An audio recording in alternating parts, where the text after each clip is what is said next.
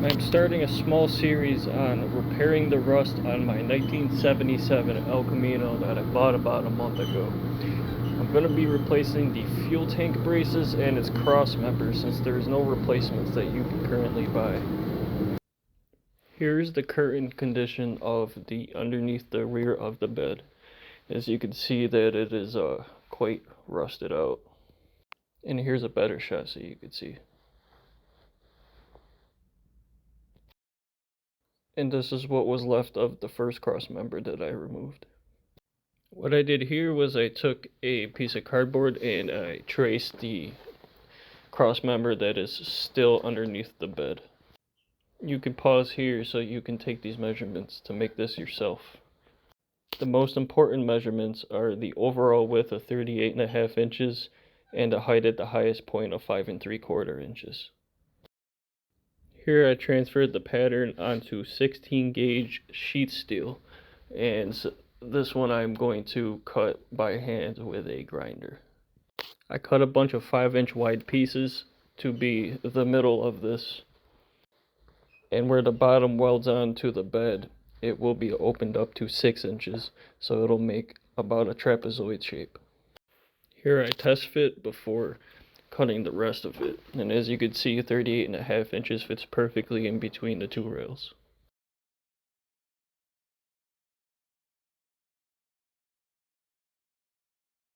Where I removed the first cross member, I clean up all the loose rust with a wire brush, and then I try to get the big flaky pieces with the wire brush with the scraper on the ends, and then I go back with a wire bit on a drill and clean up all the rest of the surface.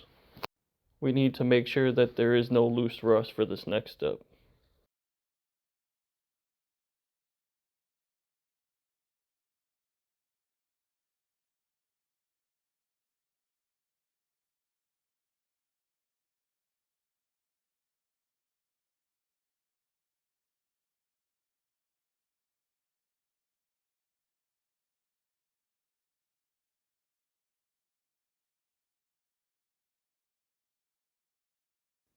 After I clean all the loose rust off the metal, I'm going to treat it with some Rust-Oleum rust reformer.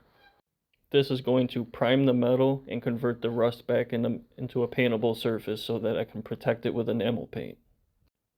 It is very important to paint over top of this once it has cured, otherwise moisture will get into the primer and it'll rust again.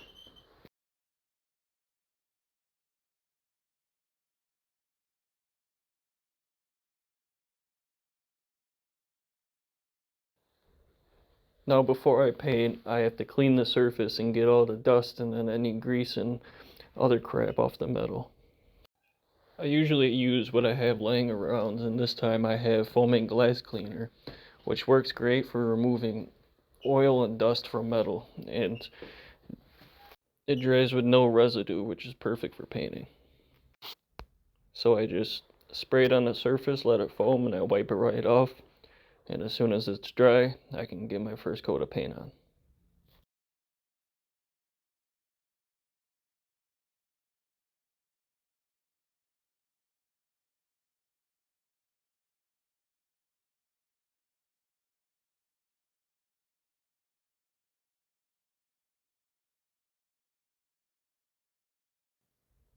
And now that it's dry, I can spray my first coat of Rust-Oleum on.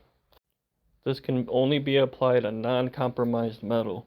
As you can see, I can not push my screwdriver through the bed, so it is still usable. It does have a few holes, but that's all going to get replaced in the summertime.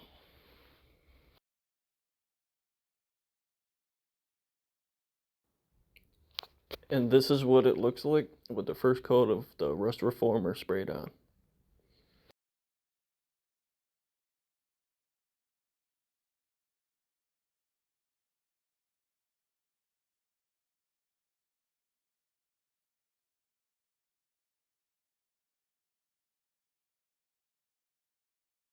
Because it's 15 degrees, I have my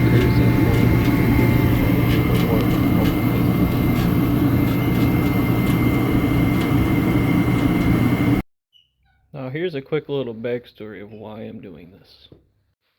As you're going to see towards the end of the video, this car's bed was full of leaves, and before I purchased it, it was sitting in a guy's driveway outside for 2 to 3 years. All those leaves collected moisture, and it basically rotted certain points of the bed out where it was able to hold water, such as at these cross members. Long story short, I took the car down the street to fill it up with gas, and after I left the gas station, the whole entire gas tank had fell out. After the fuel lines disconnected, I decided to just drive the car the rest of the way down the street home. And it made it all the way home without a fuel tank.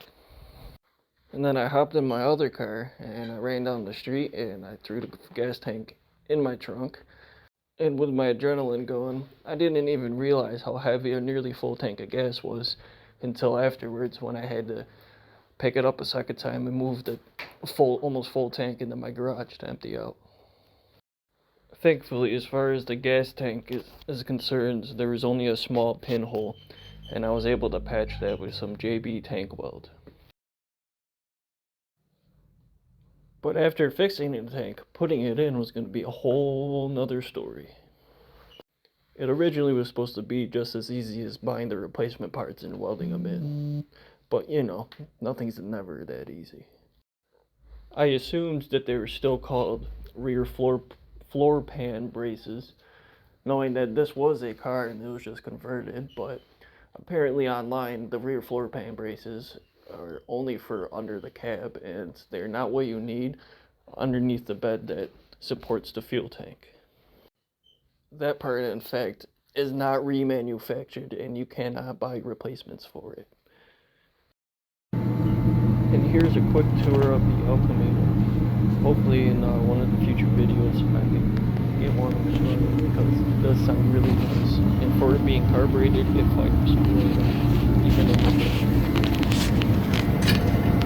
Underneath it has 2 duals, and they're just coming right out the side.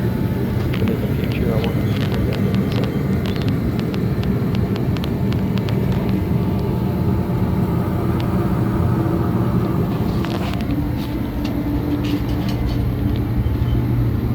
Look in the interior. The previous owner says he believes that the interior was out of the same era of Malibu, because the prom package was not the option for the El Camino, but now this one has it and it looks really nice. This car originally came with the burgundy interior, although this is not the original. And the car originally was blue and silver, but now it has been repainted orange.